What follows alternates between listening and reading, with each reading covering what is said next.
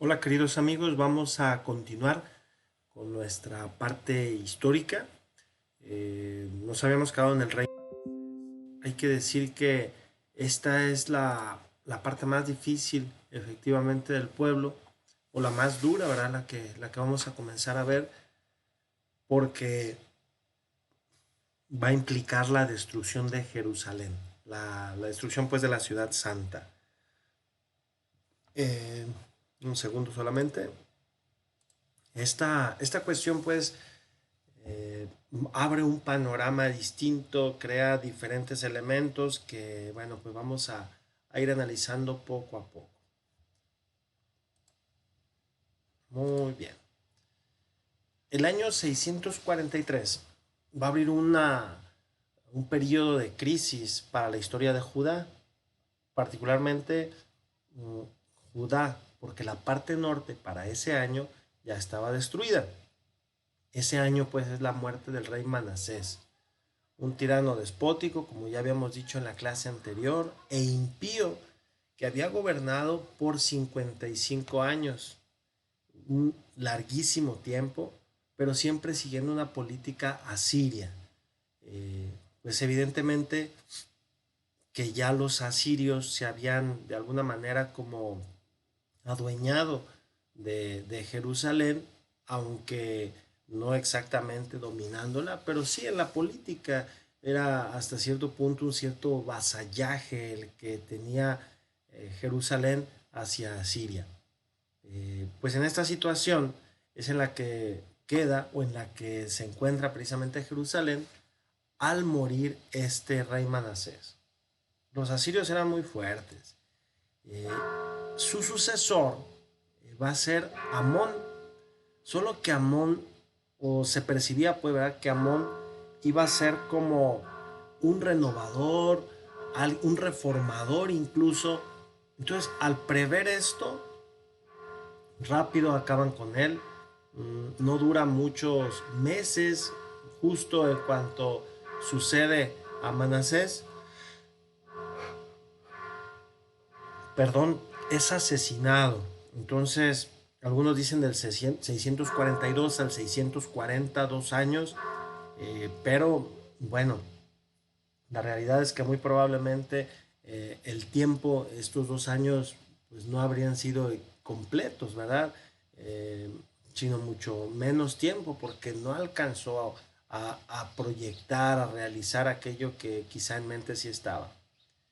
Una vez que asesinan a Amón, vamos a tener ahí una coyuntura bastante difícil, y es que no había un rey grande, no había alguien que pudiera suceder al trono que tuviera la edad.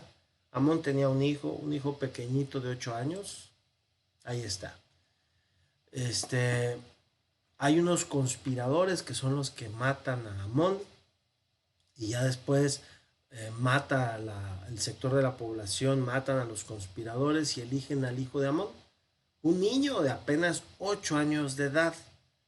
Pero este niño que se llama Josías, el gran rey Josías, mmm, va a tener una característica, como todos los niños, muy ingenuo, muy sencillo, no sabía cómo gobernar, y entonces su madre va a ser su tutora, va a ser precisamente aquella que se encargue del gobierno, pero su madre sola no podía gobernar, entonces se va a ayudar de un sector muy fuerte, bastante fuerte, eh, influyente incluso en Jerusalén, que va a ser la estirpe sacerdotal. Entonces la mamá de Josías se deja ayudar por los sacerdotes, y al dejarse ayudar por ellos, bueno, pues arranca esta, ¿qué podríamos decir? Esta etapa, este reinado que va a hacer mucho bien, muchísimo bien a Jerusalén. Bueno, al suceder Josías pues el trono, ocurre también una situación interesante en Asiria. Asiria, volvemos al punto, era una, un imperio poderoso, bastante, pues era ahora sí el que partía el queso en el mundo en esos años.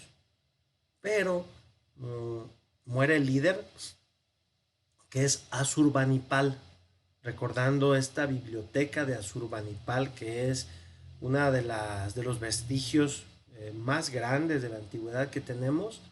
Bueno, pues este señor cuando muere empieza a debilitarse el imperio. Los asirios ya no son omnipotentes, ya no pueden controlar todo lo que han conquistado. Hay que recordar cómo Tiglat-Pileser conquista Babilonia. Entonces el territorio asirio en ese momento lo conquista en el 728, ¿verdad? No es cierto, no es Tiglat-Pileser. No, sí es Tiglat-Pileser, efectivamente, porque después sucede Salmanasar. A ver, vamos a revisar ese punto antes de continuar, porque ya me generó una duda. Sería conquista de Babilonia 728. Conquista de Babilonia 728 antes de Cristo. Sí, es Tiglat-Pileser, efectivamente. Se proclamó rey de Babilonia en el 728. O también Teglat-Falasar, Tiglat-Pileser III o Teglat-Falasar. Bueno, para no decir imprecisiones era mejor revisar. Bueno, entonces cuando Asiria, pues, ¿verdad? Pues tiene la muerte de Asurbanipal, esto va para abajo y ya no pueden mantener toda esta situación tan amplia, tan grande que tenían, porque normalmente en cada una de estas comunidades conquistadas ponían una especie de sátrapa, porque eran satrapías, ¿verdad? Y este tenía que obedecer a su vez al rey o al líder o al capitán de las fuerzas, ¿verdad? Armadas. Entonces, toda esta situación va generando descontrol y ahí entra precisamente la coyuntura ideal con la cual Josías empieza a cambiar la política interior y exterior. Política religiosa, política económica, de todo, de todo. Josías empieza a hacer una política interior mucho mejor, independiente, ya no dependiente de los asirios, y empieza a traer prosperidad. En la política exterior pues también se alcanza a manifestar cómo Josías, bueno, Josías y los sacerdotes que se encuentran ahí con él, pues van favoreciendo a que se refuerce Jerusalén. Vuelvo al punto, en ese momento Josías va a ser rey de Judá y la capital es Jerusalén. Judá está ya dañada por toda la situación que causó Manasés, pero Josías empieza buscando que el pueblo vuelva a Dios, que el pueblo olvide estas terribles tradiciones paganas, estos cultos hidrolátricos, figurillas, ídolos, toda una serie de problemas, ¿verdad? Busca precisamente Josías erradicarlos. Bueno, ahorita vamos a decir cuál es la cuestión del libro de la ley. La reforma religiosa, pues sí, sin duda que pretendía centralizar el culto. ¿Cómo es esto? Sí, el culto de Yahvista estaba disperso en todo Israel, no solo en la parte sur, sino en todo. Los sacerdotes, los sacerdotes tenían la posibilidad en los diferentes santuarios, desde la parte norte hasta el sur, porque también habían regresado algunos sacerdotes para allá, pues de celebrar cultos y de celebrarlos arbitrariamente. Es decir, en los santuarios yahvistas o incluso en los simplemente montículos, en las estelas, en los altares, pues empezaban a celebrar cultos paganos ofrecidos por sacerdotes yahvistas. Entonces esto estaba mal, terriblemente mal, y los sacerdotes, sin duda que fueron los que estaban detrás de esta reforma, porque ¿qué es lo que pretendían? Que el culto fuera solamente en Jerusalén. Así, el culto iba a ser en el templo Y si el culto era en el templo, se garantizaba la pureza del culto y no que se hiciera como cada quien se le venía a la mente. ¿Cuál era el punto? El punto es que los sacerdotes de las diferentes regiones no querían ir a Jerusalén, porque ya estando muchos en Jerusalén, entonces no todos iban a poder oficiar diario. Y si no iban a poder oficiar diario, entonces no iban a tener los recursos necesarios diario. Entonces, aunque tuvieran un subsidio, aunque tuvieran un apoyo por el rey Josías en Jerusalén, no iba a ser lo mismo que ser el patrón de cualquier rancho en otros lados, porque en otros lados vaya que les iba muy bien. Hay que recordar a los hijos de Elí, que eran verdaderamente unos tramposos, que les llevaban animales, que robaban incluso a la gente, hacían trampa, ofrecían lo que ellos querían a Dios, incluso hasta pues cosas deficientes y ellos se comían lo mejor. Los hijos de Elí, que eran sacerdotes. Entonces, este sacerdocio no estaba funcionando muy bien. Entonces, la reforma religiosa pretende centralizar el culto, garantizar un culto puro y así erradicar la idolatría. La reforma comienza tímidamente en el año 632 a.C. Entonces, cuando comienza esta reforma, pues no funciona al principio. Durará 10 años. Y en el año 622, los sacerdotes descubren el libro de la ley. Un libro muy antiguo que se encontraba allí en el templo. Hay muchas teorías al respecto. Algunos dicen que no era exactamente que se haya encontrado el libro de la ley, sino más bien que los sacerdotes prepararon este libro de la ley precisamente para tener un sentido teofánico. Es decir, para que las personas, al darse cuenta de que habían habían descubierto un libro antiguo, pues esto tenía un sentido de teofanía, de que Dios se había manifestado, de que esta era la voluntad de Dios, y entonces iban a aplaudir la reforma religiosa. Efectivamente, el libro que se encuentran se pudiera considerar como la parte, el corazón, la parte inicial del Deuteronomio. Entonces, este libro es la clave precisamente para que se aplique esta reforma. Han venido algunos incluso a decir que la reforma de Josías no fue bien vista por todos. Hay que recordar que el profeta Jeremías alcanza a conocer al rey Josías. Entonces, cuando lo alcanza a conocer, pues se maravilla ante el rey y todo.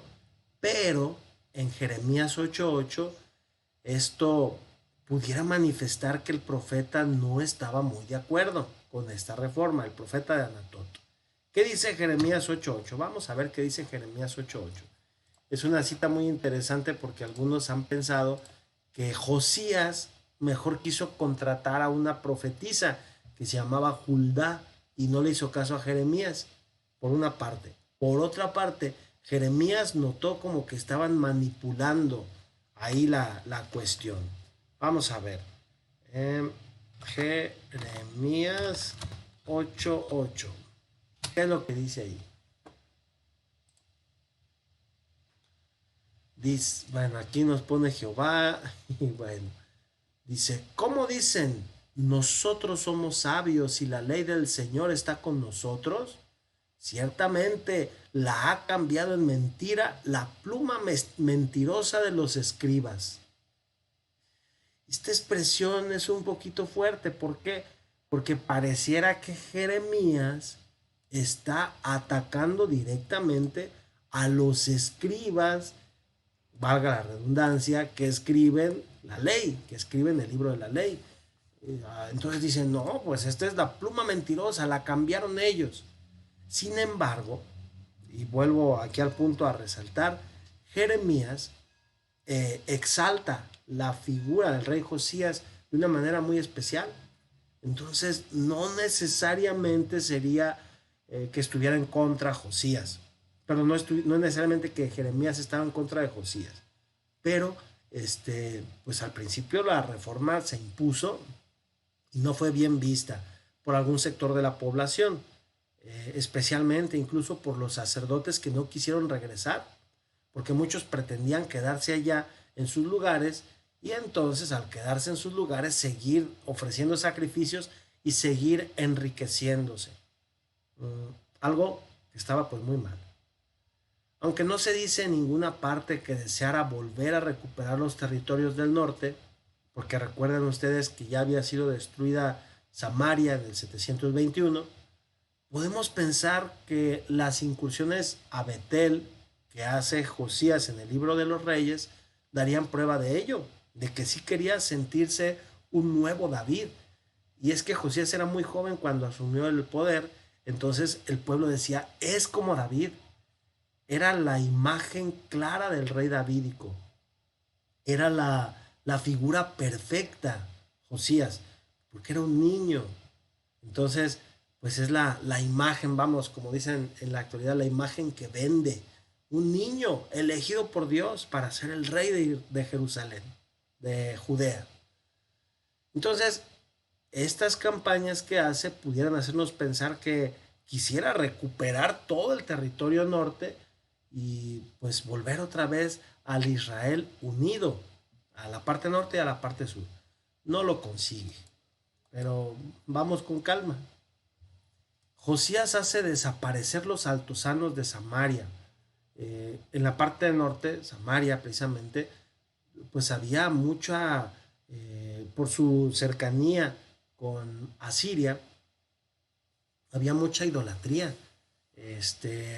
Las tradiciones de Astarte estaban, y de Baal estaban muy metidas. Ya habíamos hablado de la prostituta sagrada, las prostitutas sagradas que estaban ahí en esos montículos en donde ponían un arbolito o ya estaba el árbol y ahí estaba esperando a que llegara gente. El unirse a la prostituta sagrada tenía no solamente, o más bien iba más allá de una cuestión meramente sexual, sino que más bien tenía un sentido de fecundidad. O sea, se unían a la prostituta sagrada y de alguna manera se estaban uniendo a la diosa Astarte. La diosa Astarte, que era la diosa de la fecundidad y que de alguna manera reflejaba, ¿verdad? Esta, qué decir, pues sí, esta fecundidad que ellos pretendían, que ellos buscaban para sus campos. Por cierto, algo que seguramente conocen ustedes, ¿dónde está? Aquí está, pero que lo vamos a poner para recordar. Dios Astarte.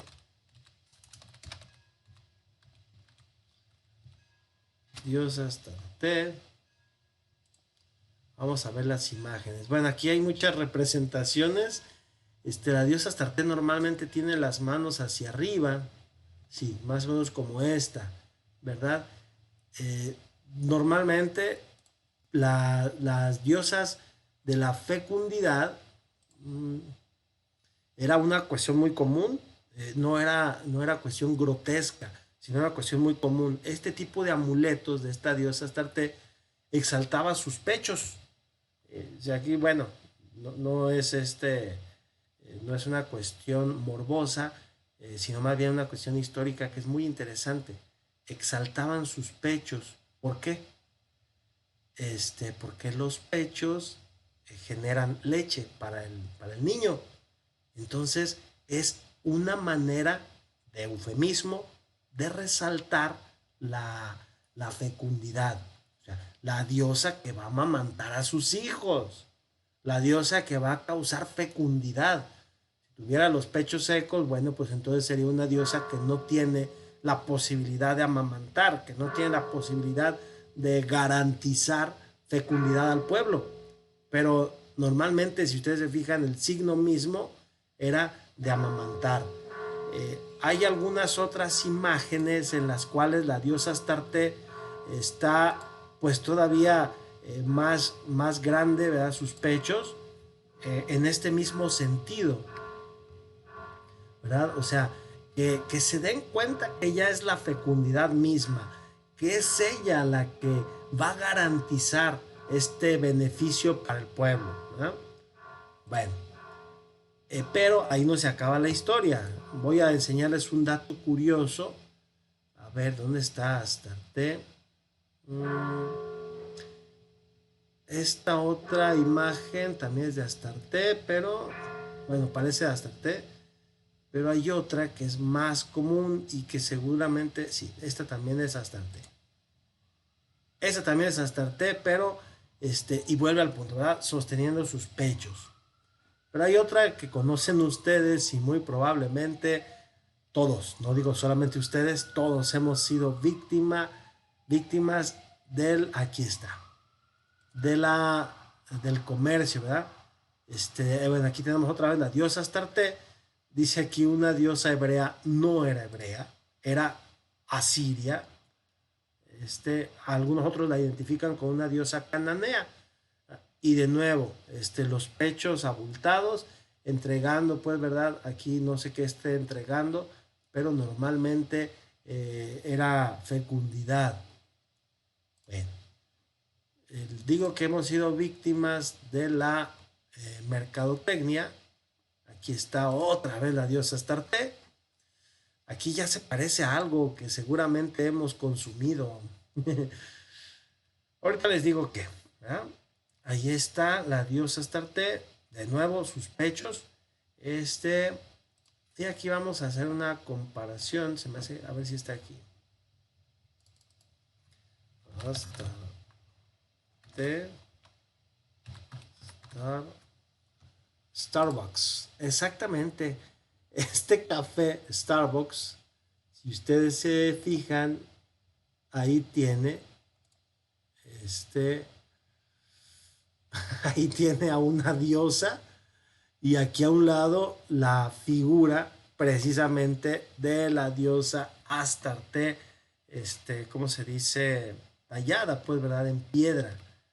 Este, y de nuevo, pues sí, su cabello ondulado que cubre sus pechos, sus manos hacia los lados. Bueno, ahí está, ¿verdad? Qué simpático que esté ahí la diosa Astarte como logo del Starbucks. Pero bueno,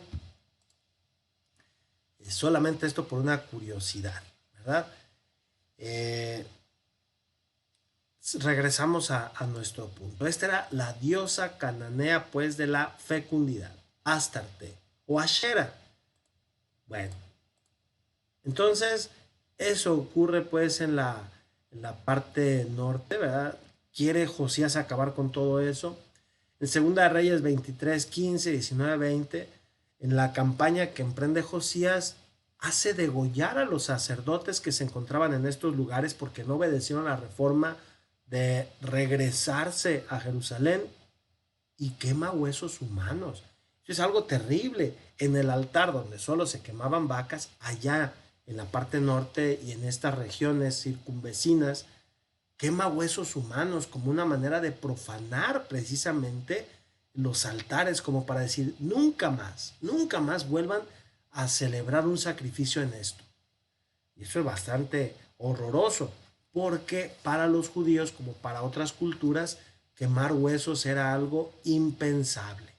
Bueno, pero simultáneamente, ya que Asurbanipal había muerto, ya que había entrado en decadencia todo el imperio asirio, pues surge un caudillo muy fuerte que va a empezar a liderar a los babilonios. Estamos hablando de Nabopolassar.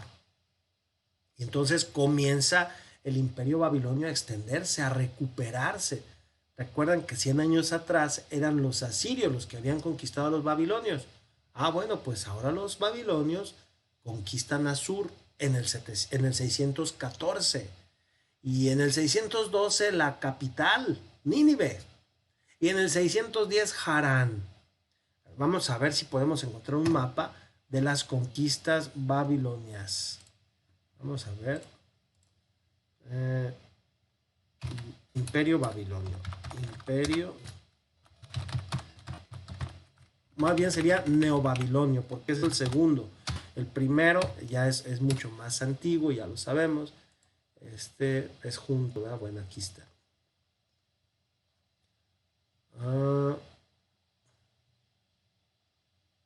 El otro mapa creo que estaba mejor. Aquí está. Sí, bueno, aquí están las ciudades. No, no están las ciudades. Entonces, aquí están, sí, creo que aquí están las ciudades. Si ustedes se fijan, bueno, aquí todavía, si es sur de los caldeos, aquí están. Harán, Nínive, Asur. Entonces, los babilonios empiezan a extenderse y empiezan a conquistar estas ciudades. Lo interesante es que al conquistar, hay otro mapa donde aparece Carchemish. Creo que va a ser este. Sí, es este. Aquí está Ur de los Caldeos, etcétera, etcétera. Aquí, vamos a ver si lo podemos hacer más grande. Aquí está, miren. Nabopolassar conquista Nínive en 612. Entonces, y esto está en portugués, parece, ¿verdad? Sí. Pero bueno, esta es la región que va arrasando, pues, ¿verdad? Recuperando Babilonia.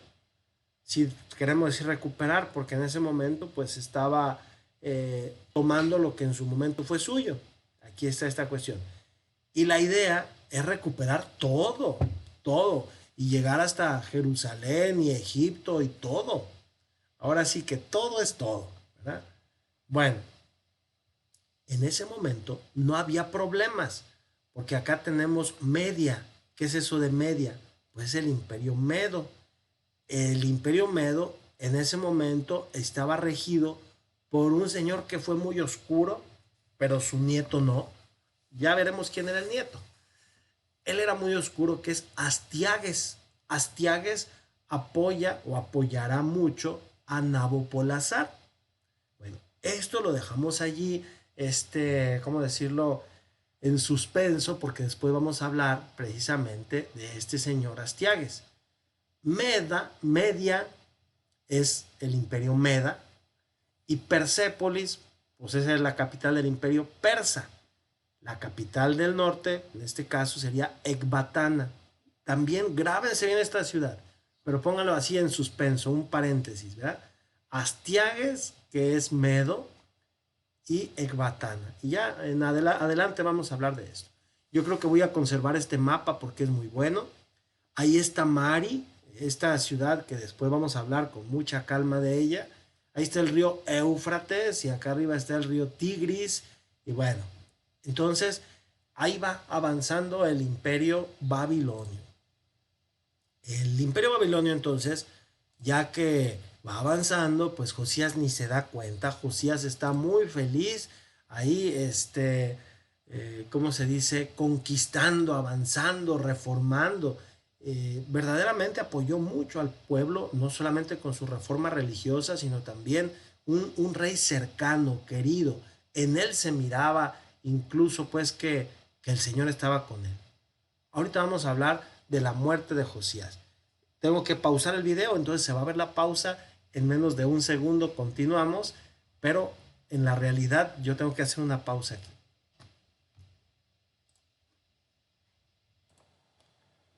Muy bien, entonces volviendo a este punto de Josías, eh, perdón, que estaba creciendo bastante, que estaba avanzando muy bien, pero también los babilonios van avanzando muy bien, Nabopolassar va avanzando muy bien. El problema es que en el 609 ocurre algo inesperado. Hay que decir que los babilonios se están extendiendo y entonces los asirios, que en su momento pues se enfrentaron a Egipto, en este momento pues son aliados y el faraón Necao buscaba, bueno, vamos a ver un mapa aquí, buscaba precisamente mantener, aquí está Jerusalén, aquí está Egipto, entonces el faraón buscaba ayudar a los asirios. Si ustedes se fijan, aquí está Siria, entonces empieza a avanzar el imperio babilonio, y al ir avanzando el imperio babilonio, bueno, pues los asirios se empiezan a replegar hacia esta parte. Entonces sube de Egipto el faraón, va recorriendo la península del Sinaí y luego pasa por aquí, por este camino que se conoce como la Vía Maris, o sea, el camino del mar, ¿verdad? Por aquí. Entonces pasa, y al pasar por allí sale un señor que es el rey de Jerusalén y le dice, ah, caray, ¿por qué andas pasando por mi territorio? Entonces, al pasar por allí, al detenerlo, Josías, fue una batalla absurda, innecesaria, pero ahí va Josías a meterse. Al salir Josías le dice, ¿por qué pasas por aquí? Entonces, Faraón Necao le dice, no, no, es que yo vengo a luchar al norte con los asirios, déjame pasar. Y entonces Josías se enoja y se pelean allí y lo mata el faraón Necao. Entonces, la muerte del rey Josías en ese momento tan importante de su reforma religiosa, de esta alegría que había en Jerusalén, bueno, pues ahora se vuelve tristeza, amargura, dolor, sufrimiento, porque dice el pueblo, ¿qué va a suceder ahora? Pues no que nos estaba yendo tan bien, no que Dios nos había bendecido por esta reforma. Y al morir Josías se enfrentan precisamente en Megiddo. Allí se acaba este reinado tan próspero, tan bueno. Pero ¿qué ocurre? No terminó todo allí. Lo matan a Josías y Necao sigue hacia el norte. Entonces el pueblo, la gente, va a nombrar a un hijo de Josías, que es Joacás, y que solamente va a reinar 3 meses. ¿Por qué va a reinar 3 meses? Porque regresa de la batalla el faraón Necao, y entonces cuando regresa de la batalla dice, bueno, pues ya que se pusieron de modo, porque ustedes fueron los que no me dejaban pasar, pues vamos a poner a un rey vasallo. Y entonces destituye así fácilmente, con esa facilidad, traía un buen ejército, aunque no tan bueno como el babilonio, pero buen ejército. Y destituye precisamente al rey Joacás, que solamente duró 3 meses. Y después dice, vamos a nombrar a un rey afín, a un rey a favor de Egipto, a un rey que respete a Egipto, y no solo eso, que nos pague tributo. Entonces van a nombrar a Joyaquim. Este Joyaquim es un rey malvado, malvado, con el cual se enfrenta Jeremías varias veces. Ahí va Jeremías, le dice al Señor, escribe en un pergamino esto y esto más, en un cuero, y se lo llevas al rey. Y ahí va, y se lo lee Jeremías, se lo da al rey, el rey se burla, lo toma y lo quema. Un rey malvado, ese tal Joyaquim. Es perseguidor de Jeremías, es un rey que es déspota, pero vasallo de Egipto. Y eso ocurre pues en este va a ser su reinado, 609-598. Ahorita decimos por qué 598, porque su muerte fue demasiado misteriosa, pero ahorita vamos a ver eso. Del año 605, resulta que Nabopolassar pues ya se siente cansado y entonces dice, no, pues yo creo que hay que ceder a mi hijo que continúe con esta guerra, pues más bien con esta extensión, con esta invasión. Y deja a Nabucodonosor, quien se va a encargar de conquistar Carquemis. Carquemis o también Carquemish. Las dos formas son válidas. Esta era la última fortaleza asiria. Vamos viendo el mapa para que nos ilustre un poco. Nos ayuda a saber dónde estaba Carquemis. Si ustedes se fijan, ya habían conquistado toda esta región los babilonios. Nínive, Asur, Harán. Aquí no aparece Harán, no aparece, pero por aquí está Harán, ¿verdad? Como ya lo habíamos visto en el otro mapa. Y aquí está Carquemis. Entonces, bueno, pues al conquistar Carquemis se acaba el bastión occidental de los asirios y se acaban también los asirios, porque ya venir para acá, para el sur, era mucho más sencillo. Sin embargo, no va a ser menos el deseo de los babilonios de ir avanzando. Entonces se van para el sur y poco a poco irán adjudicándose todos estos territorios. Pero ahora el que efectúa la batalla de Carquemis va a ser nada más y nada menos que el gran capitán Nabucodonosor. Bueno, regresamos pues a nuestra presentación. Entonces, al llegar hasta allá, termina Nabucodonosor venciendo a Asiria. Joaquim, que es rey de Judea, de Jerusalén, pues ahora tiene que pagarle tributo a Egipto. Y ya no solo eso, también a Babilonia, porque llega Nabucodonosor y le dice, a ver, tienes que pagarme. ¿Qué es lo que ocurre? Que Joaquim ya se empieza a enfadar y dice, mejor ya no voy a pagar. Entonces, en el año 600, obviamente todo esto es antes de Cristo, no paga. 2 años más tarde, ahí vienen los babilonios, llegan a Jerusalén y misteriosamente se muere Joaquim. Misteriosamente porque ya no se supo qué pasó. Bueno, lo más probable es que lo hayan asesinado los mismos babilonios. Ahora bien, lo que llama la atención, eso fue en el año 598. Lo que llama la atención es que al morir Joaquim, el mismo Nabucodonosor dice, a ver, yo quiero un rey que no sea egipcio, o sea, que no esté a favor de Egipto, sino que esté a favor de Babilonia. Nosotros somos sus conquistadores. Cínico, ese señor, Nabucodonosor. Entonces dice, vamos a poner a Jeconías como rey. Y lo ponen como rey, aclamado por el pueblo. Sí, lo aclama el pueblo. Pero Jeconías no tiene personalidad. Nabucodonosor se da cuenta de eso. Y apenas a los 6 meses de esto, llega y destituye a Jeconías. Le dice, mira Jeconías, que hay que decir una cosa. El nombre de Jeconías en la Biblia es otra vez Jehoiakim. Entonces, para distinguirlo, en las Biblias muchas veces al Joaquim malo le ponen Joaquín y al Joaquim no tan malo le ponen Jeconías. Pues duró 6 meses apenas el pobre. Entonces viene Nabucodonosor otra vez y le dice a Jeconías, ¿sabes qué? Me hace falta gente allá en Babilonia. Quiero que me apoyes con los sabios, con los intelectuales, con los jóvenes, con la élite de Jerusalén. Entonces me los vas a mandar. Nos vamos a ir a Babilonia. ¿Estás de acuerdo? ¿Qué opción tenía? Era un rey vasallo. Dice, entonces, entrégame tu corona. Jeconías entrega la corona. Y se lo llevan a la deportación de Babilonia, pero a la primera, que muy probablemente es a la capital. Entonces, ya cuando van a Babilonia, se llevan pues, ¿verdad?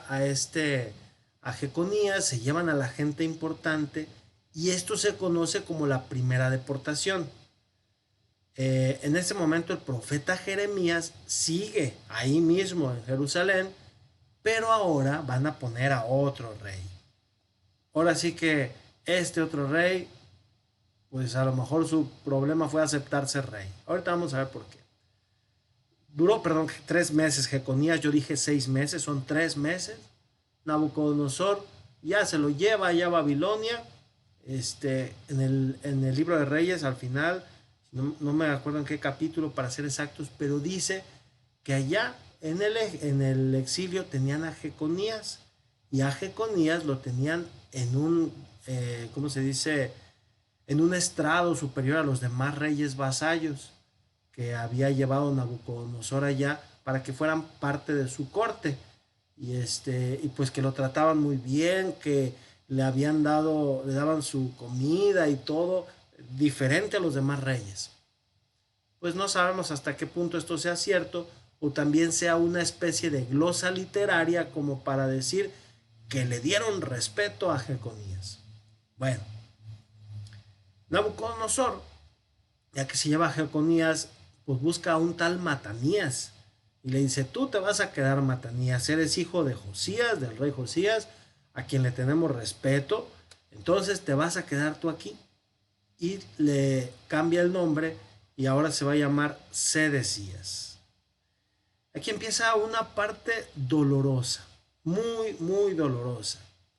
Sedecías tuvo mucha culpa y su error principal fue no hacerle caso al gran profeta Jeremías. Bueno, aquí viene ya el otro problema político. 597 ya se va, dejan a Sedecías Y entonces, en el 594, 3 años después, se da un intento de rebelión. No llega a cuajar. Querían rebelarse y querían aliarse con Egipto. Entonces dijeron, vamos aliándonos con Egipto, nos unimos al faraón y luchamos en contra de los babilonios y los vamos a vencer. Y al vencerlos vamos a recuperar todo. Error, error y error. ¿Por qué? La idea no era de Sedecías, pero Sedecías era un rey muy tonto, porque tenía dentro de sus cortesanos a muchos que eran pro Egipto, que estaban a favor de las políticas egipcias. Entonces, pues pensaban que, bueno, pues habría amistad entre Egipto y ellos, Egipto los iba a ayudar. Entonces, si Egipto los ayudaba, pues ellos iban a liberarse, a salir bien librados. Y entonces se les ocurre la mala y desafortunada idea de no pagar tributo en el año 588 a.C. El punto es que allí aparecía Jeremías a cada rato, iba con el rey Sedecías y le decía cosas muy feas. Una vez le dijo, déjate apresar, tú vas a ser esclavo en Babilonia, pero vas a vivir.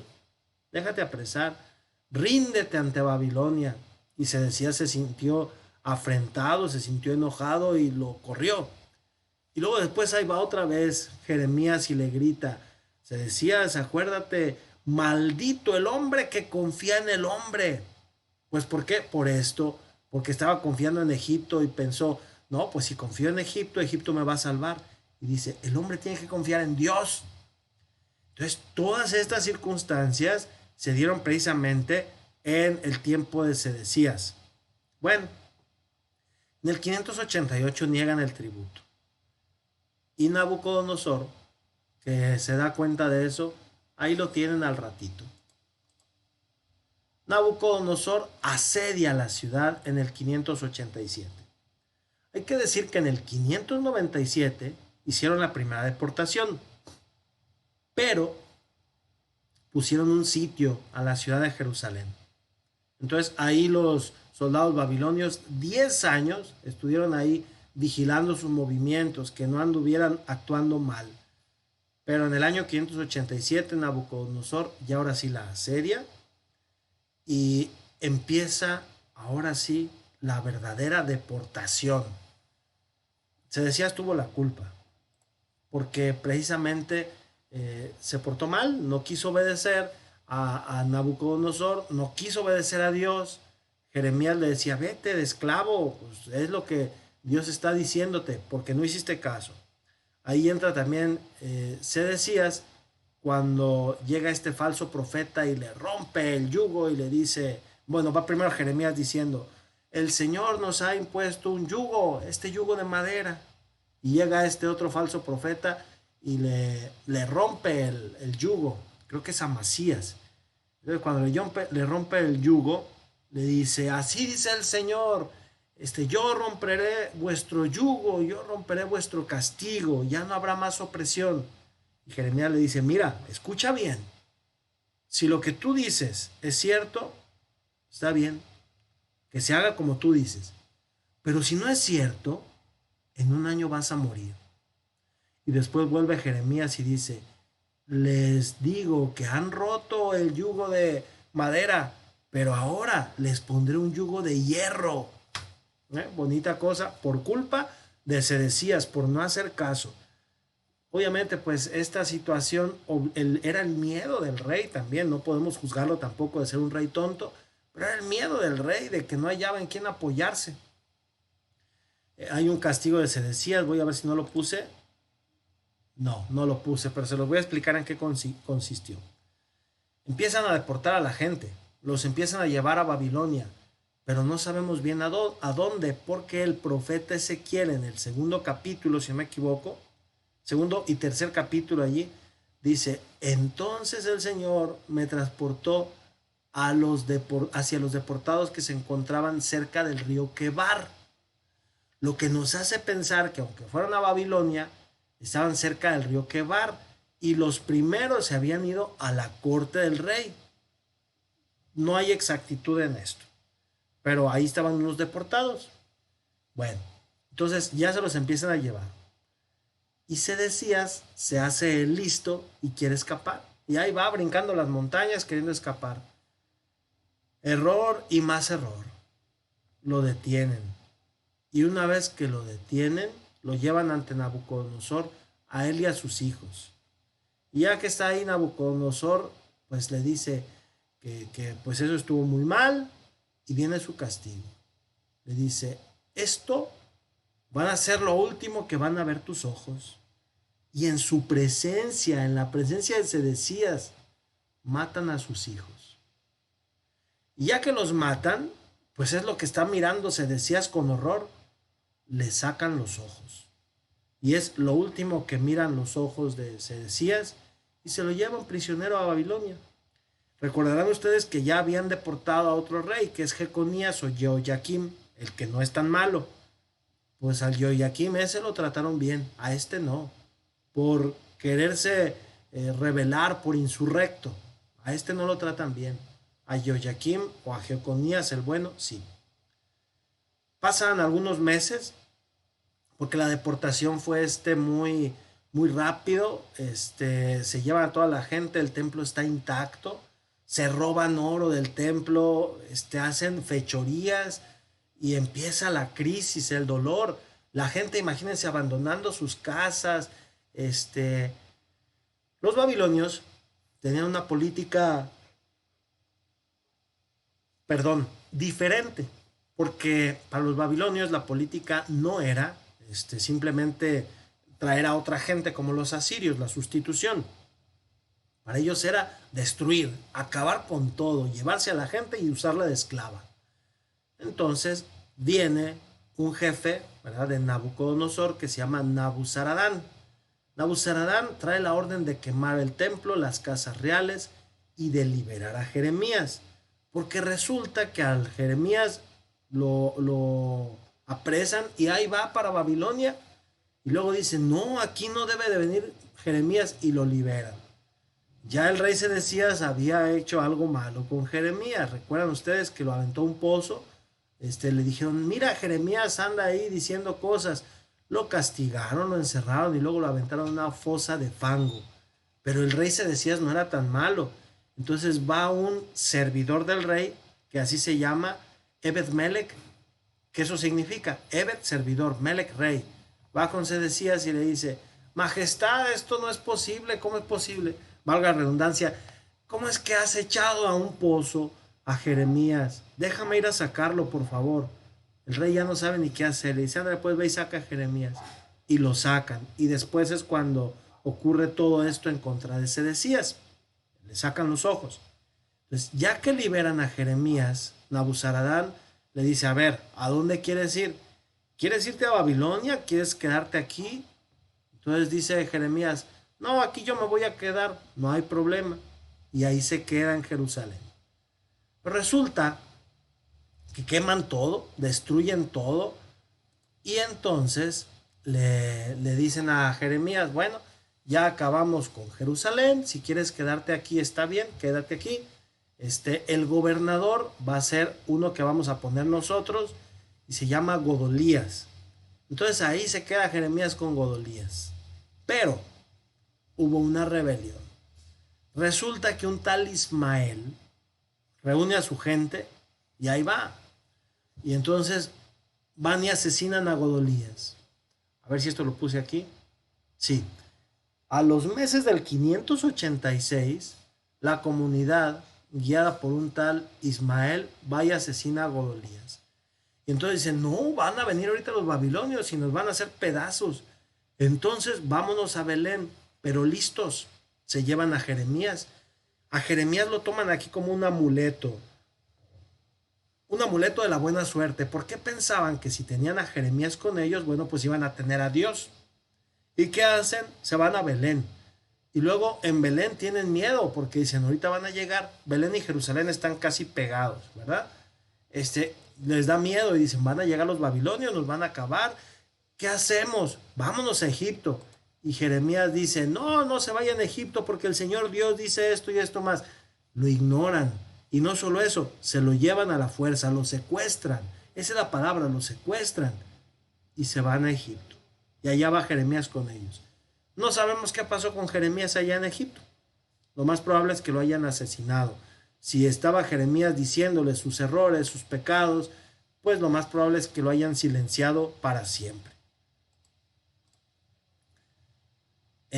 Bueno, entonces aquí vamos a terminar esta cuestión, pero sí hay que mencionar lo que ocurre. Pues en esta primera mitad del siglo VI, Babilonia parecía omnipotente. 586, asesinan a Godolías, terminan con el templo de quemar las casas reales y empieza una etapa de sufrimiento para el pueblo porque está deportado. Y allá en Babilonia como esclavos, que no les iba tan mal. Bueno, hasta aquí nos vamos a quedar. No les iba tan mal en Babilonia. En esto yo sí quisiera hacer como un paréntesis porque a veces decimos, pobrecitos de los judíos, se los llevaron a Babilonia, allá sufrieron la esclavitud y sabe cuánto. Pero la verdad es que no era tan malo porque, pues sí eran esclavos de los babilonios, pero también tenían hecha su vida allá. Muchos de ellos eran muy felices, allá habían nacido sus hijos, fueron 50 años los que estuvieron allá. Entonces, no es que estuvieran tan mal. Allí los viejos, los que habían conocido el esplendor de Jerusalén en tiempos de Josías, querían regresar, pero los jóvenes no. Los jóvenes estaban muy felices, allá estaba hecha su vida. Entonces, ¿por qué cambiar de vida? ¿Por qué regresar a Jerusalén, a las ruinas, a la destrucción, a lo que pues, se había terminado? ¿Para qué? Aparentemente no había motivo alguno. Entonces, esta situación es bastante, ¿qué decirlo? Triste, no hay otra palabra, es bastante triste, sobre todo para el pueblo de Israel. Los ancianos quieren regresar, no tienen modo, 50 años de esclavitud, los jóvenes ya no quieren regresar, los jóvenes y los no tan jóvenes. Tan solo pónganse a pensar, alguien que nació en Babilonia ya tiene 50 años allá. Entonces ya no es un niño. La tercera generación, los hijos de los que ya nacieron allá, pues ¿qué tendrán? Entre 30, 20 años, pues ya no son niños, ya no quieren regresar. Yo me pongo a pensar en una situación análoga. Resulta que se van a Estados Unidos una familia y dice, nomás hacemos un patrimonio y regresamos a México. Y resulta que ya se van para allá y hacen su patrimonio, compran su casa en México, compran varias cosas y luego dicen, vámonos ya ahora sí de regreso. Y dicen los hijos, pues váyanse ustedes. Nosotros aquí nacimos, aquí tenemos nuestros amigos, aquí tenemos nuestra escuela, aquí tenemos todo. ¿A qué nos regresamos a México? Y no solo eso, no nos sentimos mexicanos. No nos sentimos mexicanos porque pues hablamos el inglés en donde quiera, nuestra primera lengua. El español solamente lo hablamos en casa. Y luego resulta que estos mexicanos se casan allá y tienen hijos y pues a sus hijos hablan español. Si acaso una que otra palabra y les dicen, háblale a tus abuelitos en español porque ellos no entienden inglés. Entonces la segunda y tercera generación, o más bien la primera y segunda generación que nace allá, ya no tiene o ya no sienten pertenencia a su país de origen. Esto es bastante complicado y bastante serio. El fenómeno migratorio es bastante serio. Así le pasó al pueblo. Entonces vamos a ver después cuál es el motivo por el cual regresan. ¿Qué los hace regresar? ¿Qué hay tan fuerte, tan poderoso como para que ellos decidan dejar Babilonia y regresar una vez que son liberados? Aquí vamos a terminar entonces nuestra clase. Que tengan un excelente día. Dios les bendiga.